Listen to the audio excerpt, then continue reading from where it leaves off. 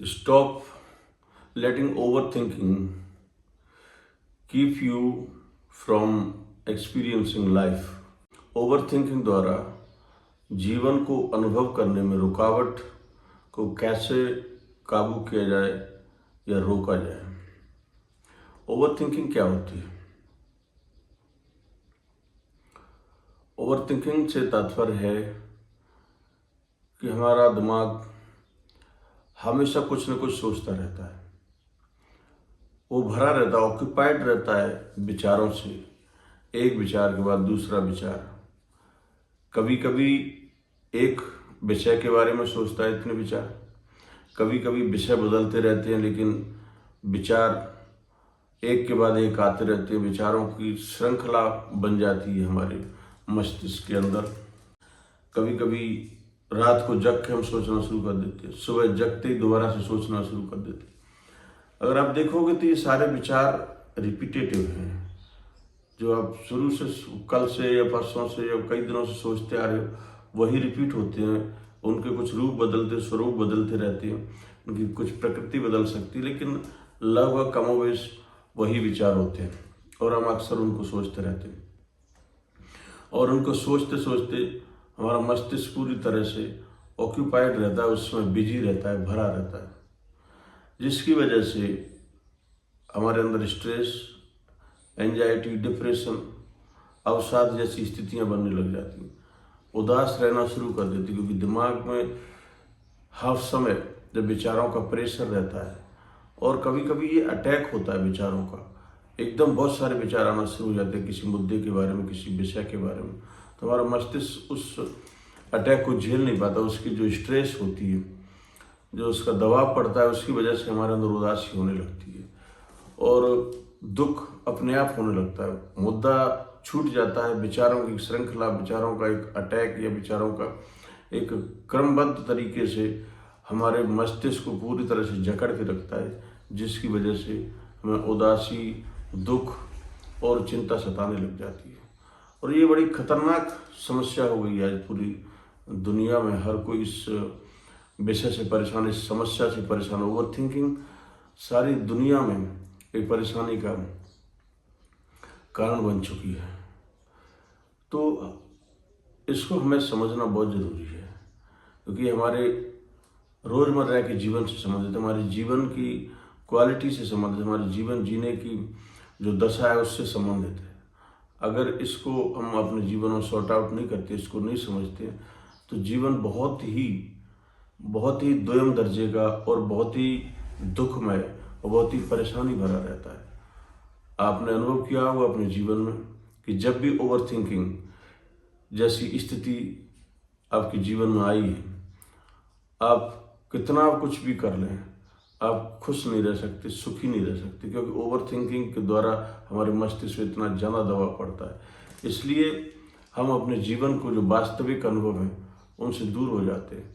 जो हर समय या वर्तमान में या प्रेजेंट में हमें कोई चीज़ का अनुभव करना चाहिए, किसी चीज़ को रियलाइज करना चाहिए, साक्षात करना चाहिए, वो हम नहीं कर सकते, क्योंकि हमारा मस्तिष्क बिजी है सोचने में। हम विचारों में जीते हैं, अपने हेड में जीते हैं, अपने मस्तिष्क में जीते हैं। इसको लिविंग इन हेड भी कहते हैं, कि हम मस्तिष्क और विचारों में जीते रहते हैं, दूसरी दुनिया में खोए रहते हैं। जो इस समय हमारे साथ जीवन में क्या हो रहा है, अच्छा या बुरा, या जो कुछ भी घटित हो रहा है, उससे जो संवेदनाएं आ रही हैं, उससे जो फीलिंग्स आ रही हैं, जो भावनाएं आ रही हैं, हम उनको महसूस नहीं कर पाते हैं, क्योंकि हमारा पूरा मस्तिष्क, सारी ऊर्जा उन विचारों में खोई हुई जो उसको ओवर थिंकिंग के लिए प्रेरित कर रहे हैं। इन परेशानियों से, इन दुखों से जो ओवर थिंकिंग के द्वारा होती है, मुक्त होने के लिए कुछ लोग नशा पत्ता करते हैं, ड्रिंकिंग या दूसरे नशे भी करने लग जाते हैं इससे बचने के लिए, या किसी रिक्रिएशनल या मनोरंजनात्मक गतिविधि में चले जाते हैं, जिससे कि हमारा मन उस विषय से हट जाए जो हमें सोचने के लिए मजबूर कर रहा है, प्रेरित कर रहा है, या किसी न किसी गतिविधि में अपने आप को इंगेज करने की कोशिश करते हैं, उसमें व्यस्त होने की कोशिश करते हैं, जिससे कि हम उस विषय से बच सकें जो हमें प्रेरित कर रही है सोचने के लिए, ओवर थिंकिंग के लिए, तो हम कुछ मेडिटेशंस या कुछ टेक्निक्स करने लग जाते हैं। उन टेक्निक्स में, उन मेडिटेशंस में हम दिमाग को कंट्रोल करने की कोशिश करते हैं कि वो उस चीज़ से हट जाए और दूसरी चीज़ की तरफ चला जाए। उस चीज़ को हम नहीं सोचें, दूसरी चीज़ की तरफ सोचना शुरू कर दें। ये कंट्रोल की, दबाने की जो प्रक्रिया है, जो उसको रिप्रेस करने की प्रक्रिया, ये ज़्यादातर लोगों ने हमें बताया, हम उसी में प्रयास करते हैं। इसमें थोड़ा बहुत हमें रिलैक्स हो सकता है कि हम उससे भाग जाएं, उसको दबाने की कोशिश करें, उससे हट जाएं, उसको बदलने की कोशिश करें, इसमें थोड़ा बहुत रिलैक्स मिल सकता है, लेकिन ये इसका समाधान नहीं। ओवर थिंकिंग कभी भी इससे ख़त्म नहीं होगी। तो ओवर थिंकिंग को कैसे ख़त्म किया जाए? ओवर थिंकिंग को ख़त्म करने के लिए उसको समझना होगा। जब हम गहराई से इस बात को समझते हैं कि ओवर थिंकिंग हमारा मस्तिष्क क्यों कर रहा है।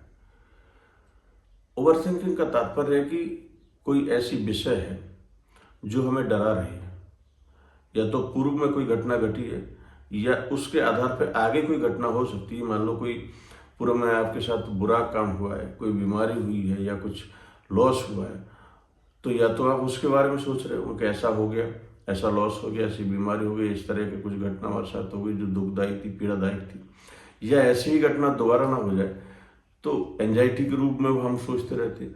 तो दोनों स्थितियों में हमारा मस्तिष्क इन विचारों में व्यस्त रहता है। ये मस्तिष्क हमें बचाने की कोशिश कर रहा है। ये सारा जो ओवर थिंकिंग है वो अक्सर नेगेटिव थिंकिंग भी कही जाती है। उसका अर्थ ये है कि वो मस्तिष्क कोशिश कर रहा है कि वो घटना दोबारा ना हो, या जो घटना से हमें लॉस हुआ है उसको कैसे पूर्ति की जाए और उससे कैसे बचा जाए, और आगे ये दोबारा भविष्य में हमारे जीवन में ना आए, इसके लिए वो सोचता रहता है, इसके लिए वो प्रयास करता है। सदियों से हमारा मस्तिष्क इसी तरह से ट्रेंड है, इसी तरह से प्रोग्राम्ड है कि वो सिर्फ सोच करके उस समस्या का समाधान करना चाहता है, उससे बचाव करना चाहता है कि वो भविष्य में दोबारा से ना आए। और सोचने में उसके बाद जो भी उपाय होते हैं पुराने, जो भी उसने सुने होते हैं, देखे होते हैं, उसकी हमारी याददाश्त में रहते हैं, मेमोरी में रहते हैं, उनको लागू करने की या उसे करने के लिए प्रयास करता रहता है। जिसकी वजह से क्या होता है कि हमारे अंदर डर और उदासी और स्ट्रेस का माहौल दिमाग के अंदर आता रहता है। जब हम इसको समझते हैं कि ओवर थिंकिंग, हमारा मस्तिष्क हमें बचा रहा है किसी चीज़ से, वो डर पैदा कर रहा है कि हम उसके लिए कुछ ना कुछ करें, कुछ ना कुछ सोचते रहें, हालांकि वो आभासी है, वास्तविक नहीं है, वो कोई उपाय नहीं है, और वो मस्तिष्क कोई उपाय भी नहीं दे रहा है।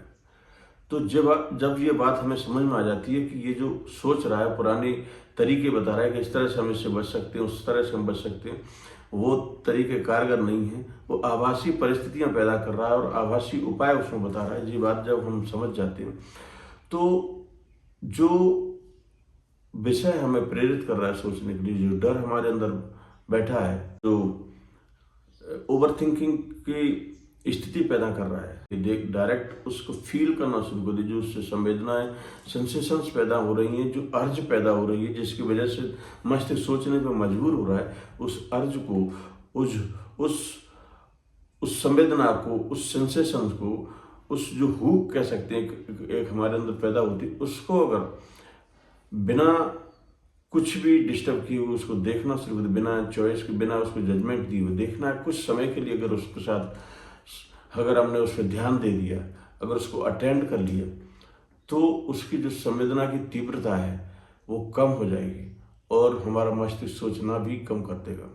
अगर हम पूरी तरह से उसको देखना कर देंगे तो हमारा मस्तिष्क पूरी तरह से उससे हट जाएगा, और उसको, क्योंकि संवेदना ही उस सोचने पे मजबूर कर रही है। अगर वो संवेदनाओं की तीव्रता कम हो गई तो मस्तिष्क भी नहीं सोचेगा। ये आसान नहीं है, इसको समझ के ही उसको किया जाता है। मस्तिष्क सिर्फ समझ करके ही इसकी गतिविधियों को दुरुस्त किया जा सकता है। समझ से अर्थ ये नहीं है कि उसके बारे में सोचा जाए, समझ से तात्पर्य है कि उसको डायरेक्ट देखा जाए, उसको समझा जाए कि क्या है ये, उन संवेदनाओं के साथ रहा जाए, बिना कुछ भी उनसे डरे हुए, बिना कुछ भी उनको रंग दिए हुए।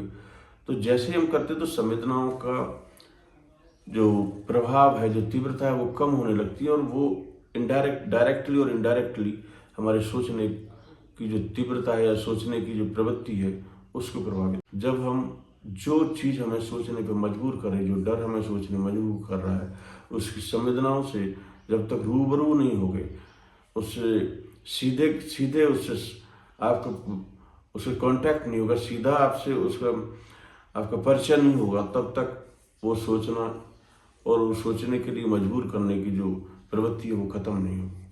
तो ओवर थिंकिंग से बचने का उपाय यही है। अन्यथा ओवर थिंकिंग हमारे जीवन में जो भी आप वर्तमान में आपके साथ घटित हो रहा है, अच्छा है बुरा या कुछ भी हो रहा है, उसमें आप भाग नहीं ले सकते। आप वर्तमान में रहोगे नहीं, या तो हमेशा पास्ट में रहोगे, पूर्व की घटना में रहोगे, या भविष्य में रहोगे। और इस तरह से हम अक्सर अपने मस्तिष्क में जीते रहते हैं, वर्तमान में वास्तविकता में नहीं जीते, उन विचारों में खोए रहते हैं, और ये पूरी तरह से पास्ट में या फ्यूचर में जीना हो जाता है। वर्तमान में जीना नहीं होता है। वर्तमान में जीना सिर्फ इस तरह की समझ से ही पैदा हुआ, वही ओवरथिंक को खत्म कर सकती है और वही समझ इन प्रभावों से बचा सकती है।